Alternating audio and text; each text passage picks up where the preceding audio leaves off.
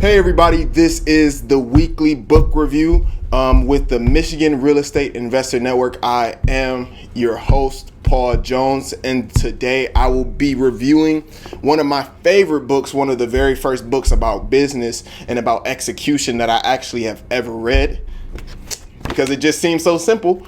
The 4 Disciplines of Execution. I hope you guys can see that pretty clearly. And so what we'll be doing with this book today is I'll just take you guys pretty much through the 4 disciplines of execution, and I'll just tell you how I've implemented it in my business and pretty much in my entire life, because there's just so many different aspects where you're able to implement these habits pretty much in your life. The first discipline that the book talks about is focus on the wildly important. And what does that even mean when it says focus on the wildly important? Typically, in this world, especially, with technology, with us being able to see every terrible thing that happens every day, there's not too much importance, because at this point, everything's important. But when it comes to your business, there obviously has to be above the typical grade of important thing in your business. Worded that kind of weird, but you know what I mean. You have to focus on that big thing in your business, those big things that will consistently push and move your business forward, whether it be your leads, whether it be your sales process, whether it be your acquisitions process. You typically focus on one of those wildly important things, and that's the thing that you push. Well, if I had to give a scenario, just like McDonald's, for those people who have ever seen the movie about the enterprise McDonald's, the thing that they focused on was burgers, fries, and soft drinks. They got rid of all of that other unimportant things. I'm not saying you have to get rid of everything in your business and just stop doing everything completely, but it's just an example of showing how focusing on those wildly important things can affect your business and potentially move you forward, depending on your systems. Another thing that I want to speak about focusing on the wildly important is that it just gets rid of all of the distractions that you typically run into while creating and running a business. Well, moving on, I'll move on to discipline 2, which is act on lead measures. In the book, there are 2 things called lag and lead measures. Lag measures are things that you typically won't get a result for until the end of the week, end of the month, end of the fiscal year, where you'll actually be able to sit down and be like, okay, that's what changed. That's how things move. But lead measures are those things, those not even things. Let me emphasize this. Those powerful things that will move your business forward. Not just the ideas, but the actions behind it. So an example of a lead measure would be, hey, I really need to get 2 properties under contract this month. How am I going to do that? Well, to get those contracts, I have to give out offers. Okay, so we obviously see the amount of offers that I give out will correlate with how many properties that I will get under contract. So, for example, I'll just use my own example. At one point, my lead measure was just to make 5 offers a week. Making 5 offers a week, even if I go 1 for 10, I'm getting a property every 2 weeks. Pretty self-explanatory, and you guys understand what that means. If I make 5 offers a week, every 2 weeks, I should get 1 property under contract. Just for my example, that's how I interpreted it, and that's how I implemented it into my business. The third discipline in the book is keep a compelling scoreboard. When it says keep a compelling scoreboard, you never really know how things are unless you're able to see what's going on. A big analogy that the book gives is that people play a whole lot different when they know the score. That's through anything in life, pretty much.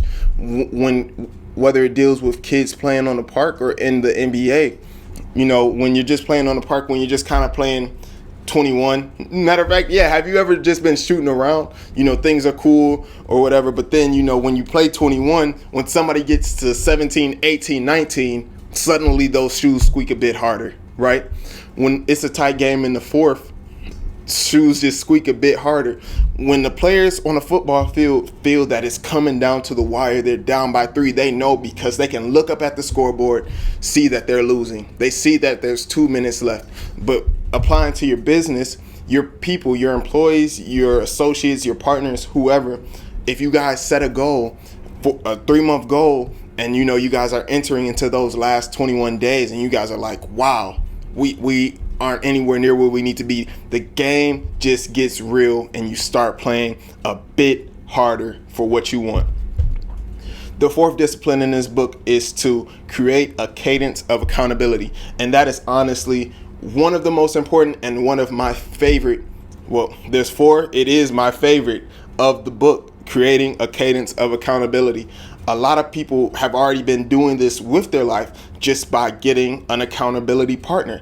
I have one. I have a few actually, but I have one that I sit down with every first of the month. We go over our goals. We set new goals. We keep each other accountable. We ask why we didn't complete those goals. We ask how we're going to do better, how we can complete it in the future, and just pretty much how we're going to accomplish our entire life goals, 3 months, 6 months, yearly goals. So pretty much creating a cadence of accountability. The book describes it as pretty much a WIG meeting, a wildly important goal meeting, meaning sitting down with your team. If it's just you sit down and you look at the numbers, you sit at where you're at, you look at how your lead measures are actually changing and affecting your business. Pretty understandable, right? But that's one of the most important parts, because you can follow 1, 2, and 3. But if it's just you, or if it's your team and you guys are just going through the motions, you guys see that the lead measures are changing. But if you guys aren't on top of each other, making sure that they're doing that, you're doing this, and everybody's in sync with the goal and where you guys are headed, someone is likely going to fall back. Someone is not going to be hitting their goals. Someone isn't going to be doing what you asked them to do or what they asked you to do, right? So it's always good to have that accountability partner. Accountability is really where things shift with everything. That's why me personally, I love working with other people.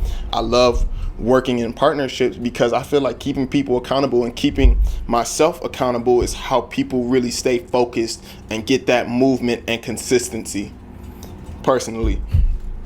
So those are pretty much the 4 disciplines that the book describes. There are 3 sections in the book. The second section is pretty much installing 4DX with your team. So the way I'll pretty much describe that part is telling you how I implemented it with mine. So pretty much I'm a one-man team for the most part. I work with a few other people where I do work in a group, but I'll speak specifically with my real estate business. So after I completely read the book and went through everything, I was like, hey, I really want to see how this works out. So I got 2 other real estate professional friends who I got together with, who are actually my accountability partners, and I just sat down with them and I said, hey, I know you guys are doing your own thing, but I know we all have similar goals. So what I love to do is just pretty much practice this operating system for your business. I really want you guys to help me.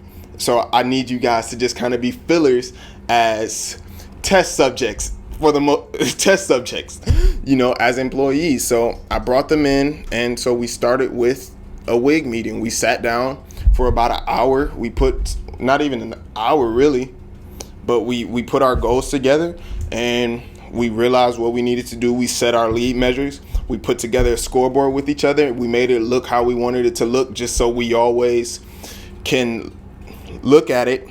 We can always look at it and know that that's our scoreboard. That's the scoreboard that we need to keep each other accountable. And we set a specific day and time to meet and speak about these specific goals, nothing else, but just these specific lead measures, our lag measures, and of course, the wildly important goal. And so we implemented this process for about a quarter of the year, so about 3 months, just to kind of see how it would go.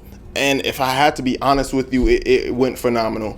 my business did transform. My business did transform. I wish we could go back to it, but just testing it and just holding each other accountable, holding myself accountable, just kind of always having someone like, yeah, you know, we have that wig meeting this week. You know, you have to do this. Remember, and then nothing hurts worse than coming up not just to your employees, but your partners and your friends, and you're like, I didn't do what I said I was going to do.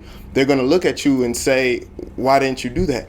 And then that just diminishes, I wouldn't say respect, but at the end of the day, yeah, they're like, if they're not serious about it, why would I be serious about it?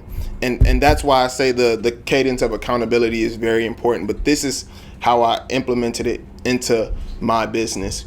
And before that, we were probably doing, well, me personally, I was probably doing about a deal or so a month. During that 3-month period, I probably got about 2 deals every month. So the transition was phenomenal for me. And I really love this book. That's why I love this book so much, because it's not fake at all. It gives real knowledge. It speaks about how you can actually implement new things into your business and hit those goals that you set for yourself. So I love this book with all my heart, but I want to give this book away. I want to give this book away, and I'm going to tell you how you can get this book.